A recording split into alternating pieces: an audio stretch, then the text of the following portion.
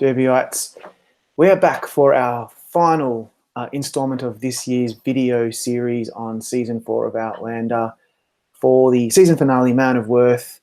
Boy, oh boy, it was a really good one. I think, you know, if I've got to put a pin in this episode for the entire season, I think it was a beautifully done, fitting season finale for a very well done and much improved season 4 of the show. What did you think?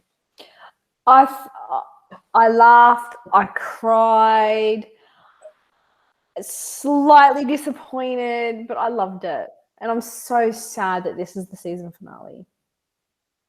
Yeah, because that means obviously now we have to wait another 3,000 years for the show to come back. I know. And how many times can I watch the previous seasons? I mean, I know them back to front pretty much, but I just want new stuff. Yeah. Bring it. Well, it's been good while it lasted. It's unfortunate that we only get 13 episodes, but these people do need to get a break, I assume. Looks like a very hard show to make. It does. It does. So let's run through some of the highlights and perhaps lowlights, even if you want, of the episode. Okay. So the episode opens with Jamie and Claire and young Ian meeting up with the Mohawk, and they want to trade something for Dogface. Yes. They originally come in wanting to trade blankets, pots, pans, whiskey. You know, it sort of had all the precursors for this is not going to work kind of thing. I mean, other than the fact that I know what happens. Yeah. And I had to laugh every time they say Dogface. That's quite funny. I loved it too. So look, that whole storyline eventuates with Jamie saying, "Take me," and I literally said out loud without even thinking, it was just like a reaction. I was like, "Oh, for God's sake, stop it!" He's gotta throw himself on his sword yet again for his family. The chivalry is off the charts with that guy. Oh, leave him alone. No, I'm not criticizing him. Everyone knows that I love Sam Heughan's portrayal of Jamie and the character himself. I always call him a rough diamond, but he is. He's kind of moving away from that now. He's just a very emotionally mature and also just smart and chivalrous and caring person. But I'm like, Jamie, dude, come on. Do you really need to give yourself up to the Mohawk to save Roger? And of course the answer is yes, I do, because it's for my daughter. Well, yeah, basically. And then a minute after that, I was like, and Jamie and Claire are saying their goodbyes for what seems like the gajillionth time, and no matter, I'll find you again, and I'm like, I knew what was going to happen. And then off Ian walks to translate and trade with the Mohawk, and then he comes back, and then the tears start rolling. Yeah, I looked over at you, and then I had to quickly look away. It was like looking directly into the sun. I'm like, she's crying again. But I haven't cried at all. But you did say, what did you say? Because I said, you should bring this up on the chat. What did you actually say? I actually said throughout the whole 4 seasons of Outlander, as much as I love the show, not one scene has brought me to tears like that one. I find that very bizarre. Hello, me too. This is me we're talking about. I've had goosebumps. I've had every other roller coaster of emotion with this show, but the tears just falling unbidden was like, wow, this scene really got to me because it was such a hard choice. His daughter over his nephew. And Hang on a second. Yes. Yes. Are you telling me that you never cried when Claire lost her baby? Then they were kneeling at Faith's gravestone. Oh, okay. Yeah, maybe. And the wedding, and Jamie gets raped, and they meet up again in the print shop. Come on. No, I didn't cry then. Maybe when Claire lost the baby over the grave, maybe a couple of tears as a mother. Even I might have squeezed out one tiny solitary drop at the graveside. Let me check the calendar on that one. Because as anyone who knows me knows, it takes a lot for me to get emotional. I know, right? But you literally, if I got a video of like the drop of a hat, you would cry at that. So I'm not sure. Depends on the hat. I'm not sure if I believe you. But anyway, it was quite. It was emotional. But if I want to be completely honest, when young Ian, sacrificed himself to save Roger, I was like, really? Oh, come on, it happens in the books. I know it happens in the books, but I'm just like, well, I know it happens in the books because you've told me, but I was just like, what are you doing? You barely know the guy. But okay, I mean, he did it for Brianna. Yeah, I get it. Yeah, he proposed to her before he left. Yeah. So look, it's I kind of looked at it as the love of one's family. It doesn't matter how distant removed you are as a cousin or brother, sister, whatever. Family is what you make it, and that's what I loved about it. And then just the looks on all those on all their faces, like Roger could care less at this point in time, but with the look on Claire's face, Jamie's face, Ian's face, I was like, oh, just tear it out. Tear it out. So anyway, that all happens, and then we switch to Riverrun.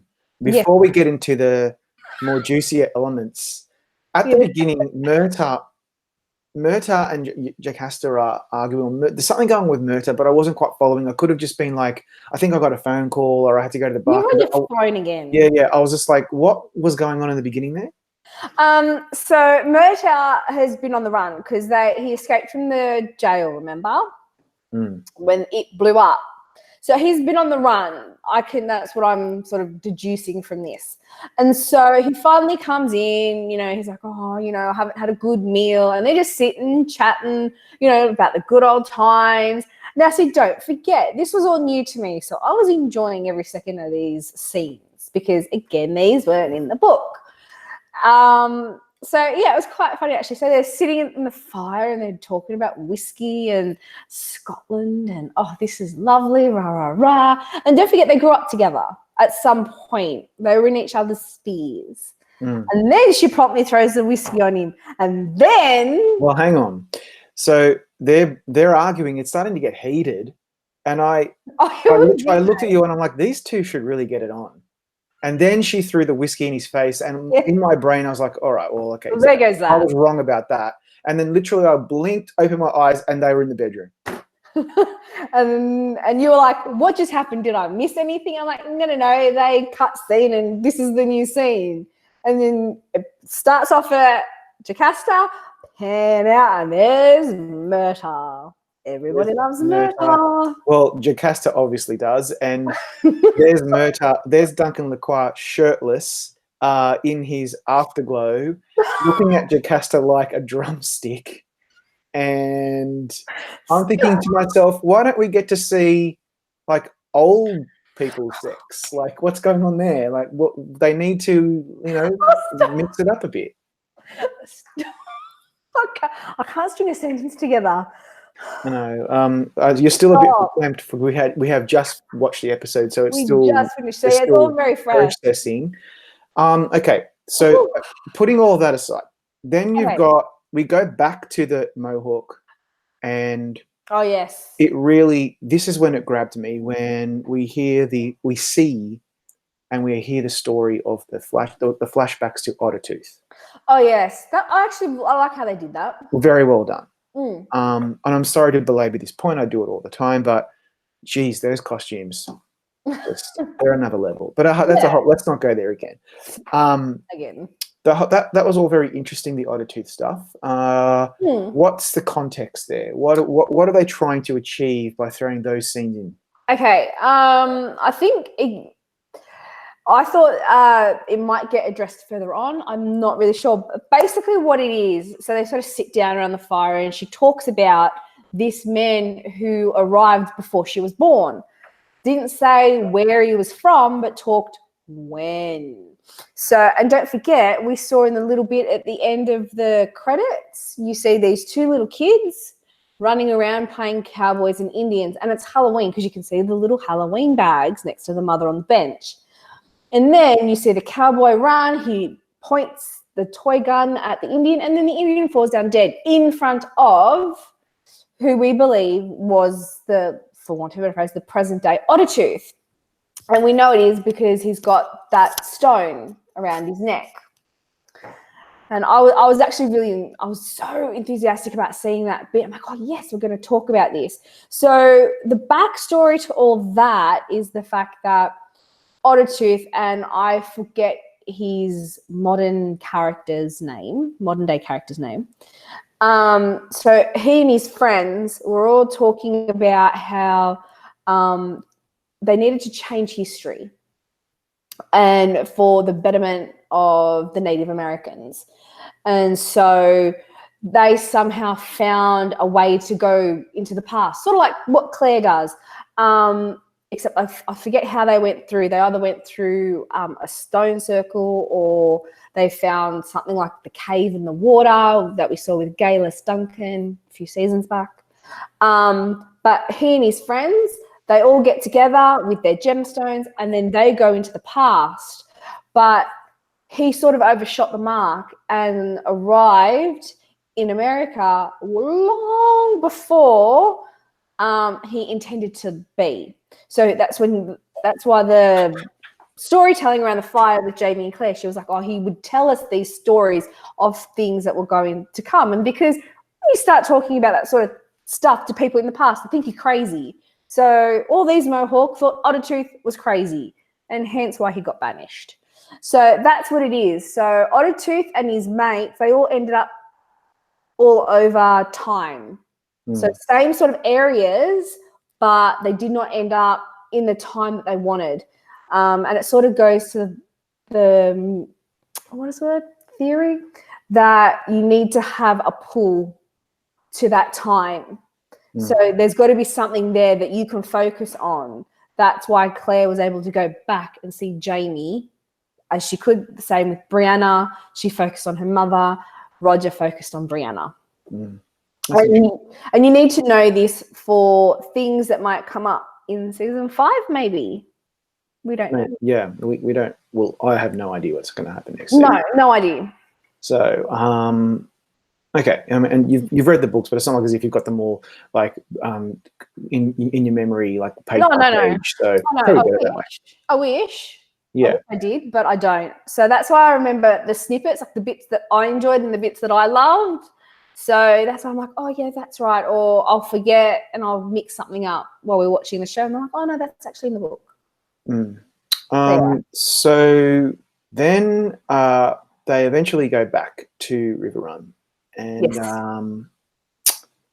I originally just was like, I'm not sure. I don't like how Roger didn't go back with him at first, but then I kind of saw where this was headed. But I found before they do, actually, there's a Roger and Jamie confrontation. That was awesome. There's a few blows, and that was pretty cool. And then they go back, and Roger's not there.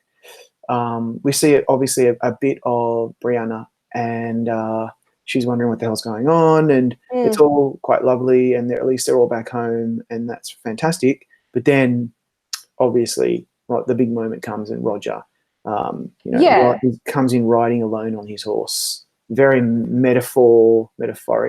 Yeah, but do you remember what I said to you? No. Okay.